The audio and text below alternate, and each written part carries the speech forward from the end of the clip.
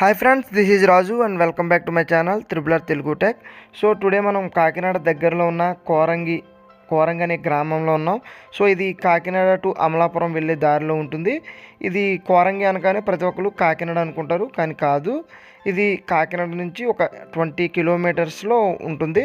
So ఇది చాలా అందమైన బ్యూటిఫుల్ ప్లేస్. ఇది ప్రతి ఒక్కరూ చూడవలసింది.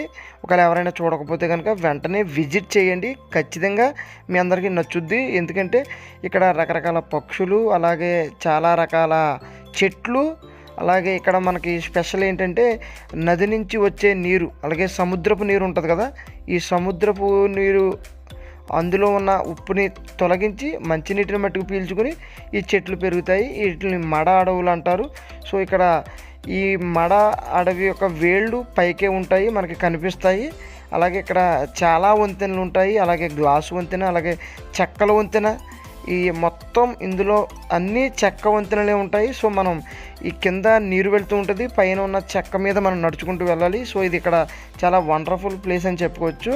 సో అలాగే ఎన్నో రకాల పక్షులు, అలాగే పిల్లలు ఆడుకోవడానికి కూడా ఇక్కడ మంచి మంచి ప్లేసెస్ ఉంటాయి. అలాగే కొత్తగా ఎవరైనా మ్యారేజెస్ అయిన వాళ్ళు కూడా ఇక్కడికి వెళ్ళొచ్చు. అలాగే ఇక్కడ ఫోటోషూట్ కూడా మనం తీసుకోవచ్చు. సో అయితే కొంత అమౌంట్ అయితే పే చేయాలి. అలాగే మనకి ఇక్కడ ఎంట్రన్స్ టికెట్ కూడా తీసుకుంటారు. ఇక్కడ 20 రూపీస్ కడితే మనం లోపలికి రావడానికి అనుమతిస్తారు. సో ఇది చాలా చూడదగ్గని ప్లేసు. అలాగే ఇక్కడ చాలా చాలా పక్షులు ఉంటాయి. అలాగే ఎంతోమంది పర్యాటకులు ఇక్కడికి వస్తూ ఉంటారు, ఇక్కడ వీక్షిస్తూ ఉంటారు. ఎందుకంటే ఇది అందరికీ నచ్చుద్ది, ఎంతోమంది. సో ఇక్కడ చాలామంది అయితే విదేశాల నుంచి కూడా వస్తూ ఉంటారు. ఇక్కడ నేను విజిట్ చేసినప్పుడు నాకు చాలామంది విదేశీయులు కూడా కనిపించారు. సో వాళ్ళు ఇక్కడ కూర్చుని ఆడుకోవడం, అలాగే ఇక్కడ కొన్ని గేమ్స్ ప్లే చేయడం, అలాగే ఇంకా అసలు చాలా చూడదగ్గని ప్లేసు. సో అలాగే మనం ఈ చెక్కల వంతెన నుంచి నడుచుకుంటూ వెళ్తుంటే కింద వాటర్ ఉంటుందని చెప్పాను కదా. సో ఇలా వాటర్ ఫ్లో అవుతూ ఉంటుంది. ఇది డైరెక్ట్గా సముద్రంలోకి కలిసిపోతూ ఉంటుంది. సో ఈ వాటర్ ఇలాగా కంటిన్యూగా ఈ వాటర్ని మనం రీచ్ అవ్వాలని వెళ్తే కనుక ఖచ్చితంగా మనం సముద్రపు అంచుల దగ్గరికి వెళ్ళిపోతాం. అలాగే ఇక్కడ మనకు ఒక క్లాక్ టవర్ అని ఒక 5 అంతస్తుల టవర్ అయితే ఒకటి ఉంటుంది. సో ఆ క్లాక్ టవర్ని మనం ఎక్కగానే మన మతి అయితే ఖచ్చితంగా మన బుర్ర అయితే పాడైపోతుంది. సో ఎందుకంటే అంత మంచి ఈ కాకినాడ కోరంగి మడ అడవుల్ని మొత్తం మనం ఈ క్లాక్ టవర్కి మొత్తం విజిట్ చేయొచ్చు. సో అక్కడి నుంచి మొత్తం వ్యూ కనిపిస్తుంది. సో ఇలా మొత్తం వ్యూ ఇక్కడ ఎంతవరకు అయితే ఈ ప్లేస్ అయితే ఉందో మొత్తం ఆ ప్లేసు అంటే మనకి కనిపిస్తున్న చివరి అంచు మొత్తం సముద్రపు అంచు. సో ఈ మొత్తం చెట్లు, ఈ కింద మొత్తం మనకి ఒక చెక్కల వంతెనలు ఉంటాయి. సో ఆ వంతెన ద్వారా మనం నడుచుకుంటూ వెళ్తుంటే సముద్రపు చివరి అంచుల వరకు వెళ్ళిపోతాం. సో అంత మంచి బ్యూటిఫుల్ ప్లేస్ ఇక్కడ. ది క్లాక్ టవర్ కింద అయితే కొన్ని వింత జంతువులు, అలాగే కొన్ని పాములు, కొన్ని చేపలు కూడా ఇక్కడ ఉంటాయి. సో ఇక్కడ మనకి రకరకాల చేపలు కూడా దొరుకుతాయి.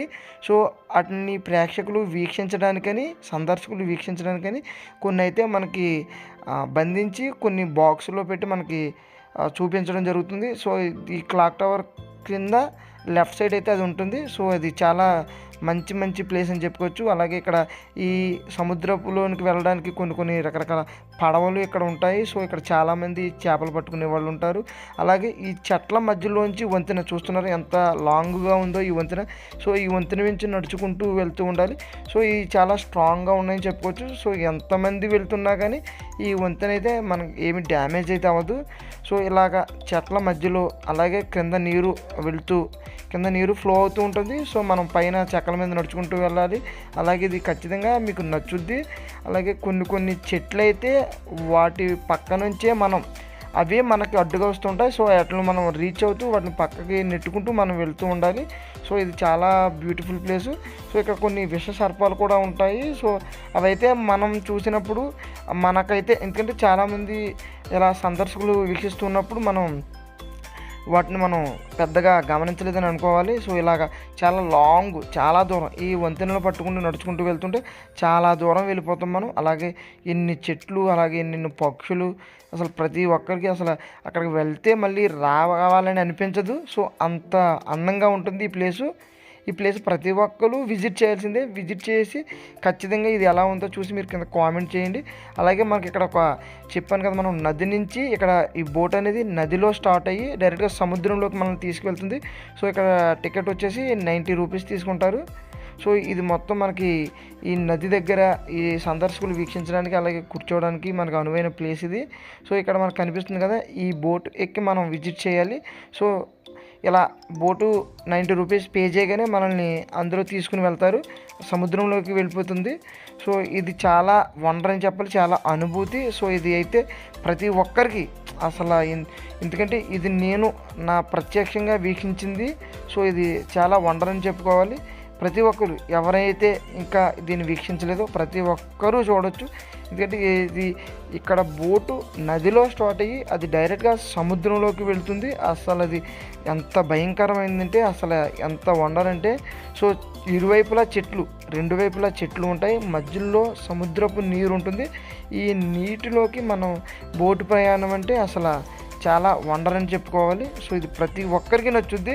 ప్రతి ఒక్కరు ఇంకా ఎవరైతే వీక్షించలేదో, సో ఇది ఇంకెవరైతే చూడలేదని అనుకుంటున్నారో ఖచ్చితంగా మనకి ఇండియాలోనే ది లార్జెస్ట్ ఫారెస్ట్ అని చెప్పుకోవాలి.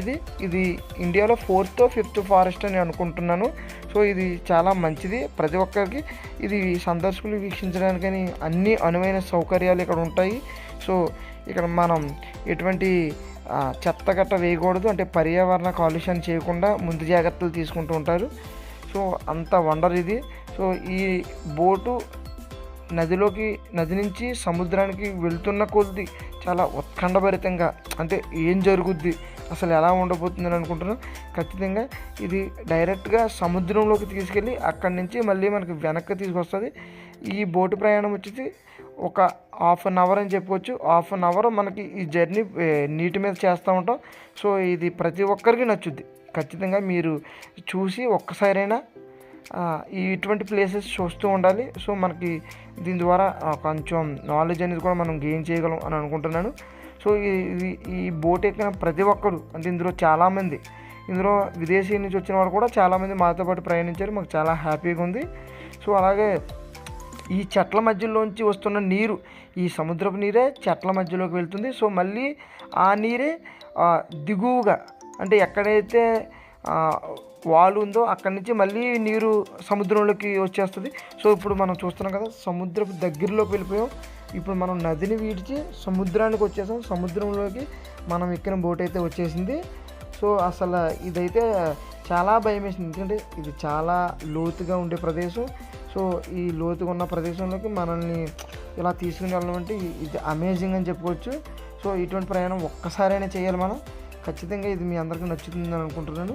ఇది ప్రతి ఒక్కరికి ఇది చూడదగ్గ ప్లేస్ తప్పించి ఇది ఎవరికి బోర్ కొట్టేది అటువంటిది అయితే ఏం కాదు. ఎందుకంటే ఇక్కడ ఎన్నో రకాల, ఇక్కడ మేము ఈ బోట్ ప్రయాణం చేసేటప్పుడు మాకైతే చేపలు పట్టే జాలర్లు ఉంటారు కదా, చాలామంది వాళ్ళకి అసలు భయం లేకుండా ఇక్కడే చాలా మంచిగా, అంటే వాళ్ళు కొంతమంది అయితే వేరే చోటకి ఎక్కడికి వెళ్ళకుండా సో ఇక్కడే మొత్తం వాళ్ళ ఫ్యామిలీతో ఇక్కడే ఉంటూ ఇక్కడే జీవనాన్ని కొనసాగిస్తున్నారు.